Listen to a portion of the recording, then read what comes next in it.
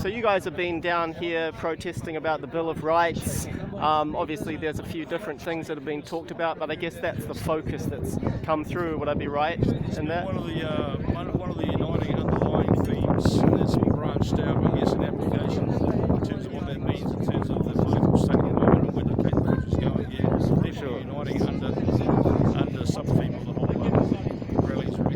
Yeah. Do you think that over that time, so it's been going for about 4 months now, meeting every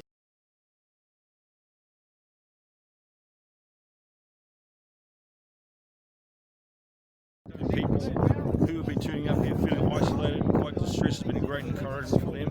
They've been ostracised by family and friends, and obviously by the government's narrative and the media narrative. If anything, it's served a great purpose just to encourage and support one another here.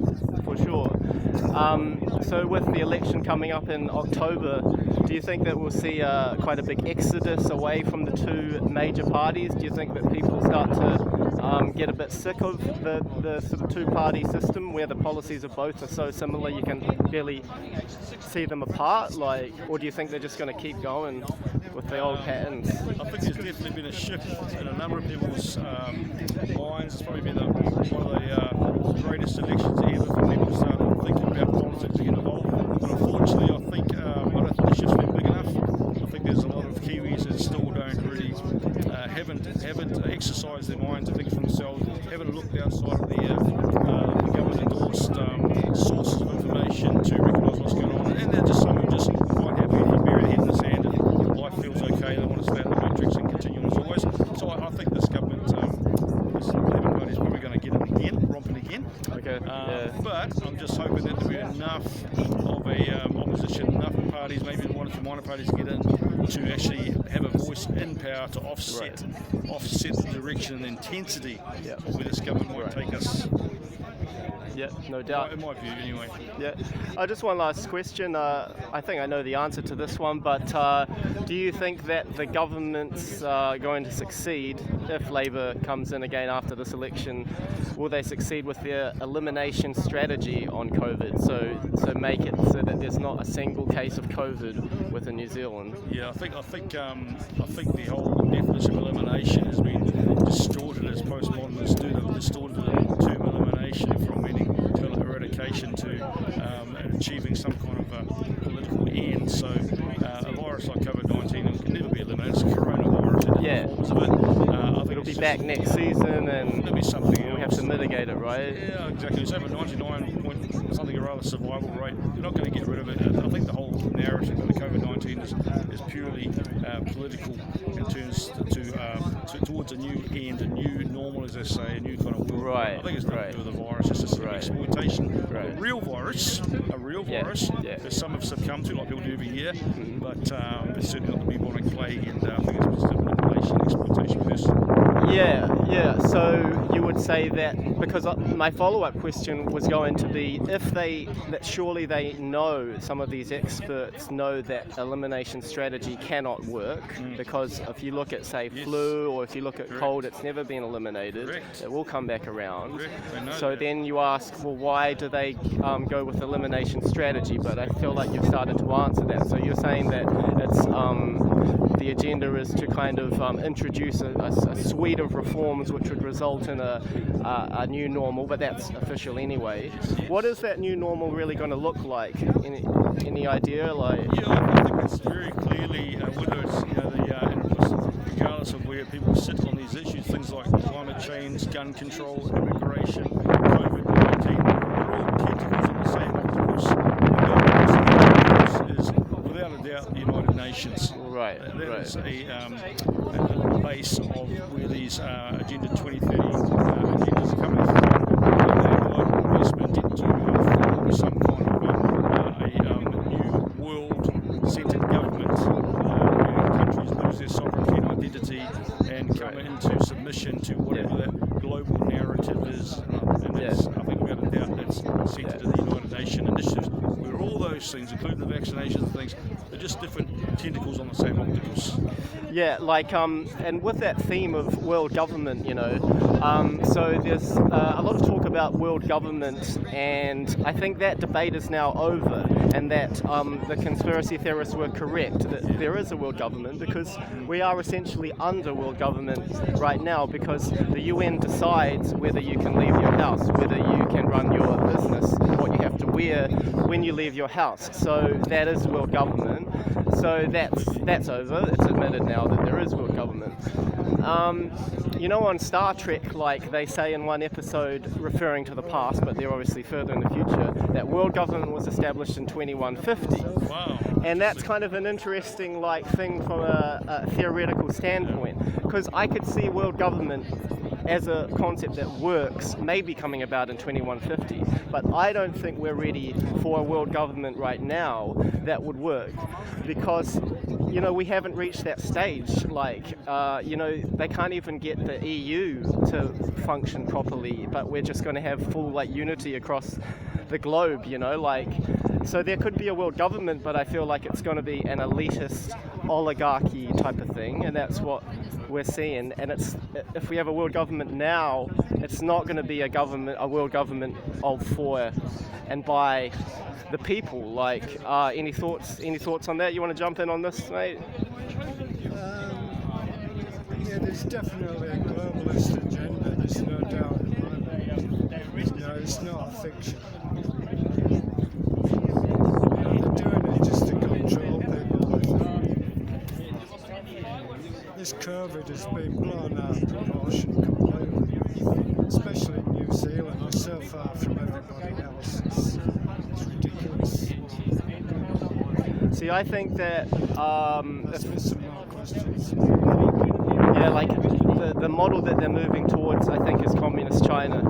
Because when the pandemic broke out, you heard in our news all this praise of communist China, look how they've handled the crisis, and literally that we should follow them. So that's what it's going to look like. But that is extremely totalitarian. Some form of Marxism. You've hit the point there, we're still in this. It's going to take us 12 years to recover from this. Right. And China's recovered. It's done and dusted in China. No one wants to. It's done. We're still got this hangover in the West, where they're still trying to scaremonger us with this. They've got to herd sheep, haven't you? Yet, all this legislation that comes through without public consultation is ridiculous, isn't it? We haven't got the full Chinese communist model yet, so we're not there yet, so we can't take the restrictions off yet. I don't think it's going to be a pure communist model. No, it won't be pure. Something like it. Yeah. It'll be something. Yeah. It'll be some kind of related animal to that. Yeah. It's morphing as we speak. It's morphing already because they're not getting their own way. And if there was another second one of these, they wouldn't get the way at all. Because people are waking up. It's a very slow process. Because the media is so sly.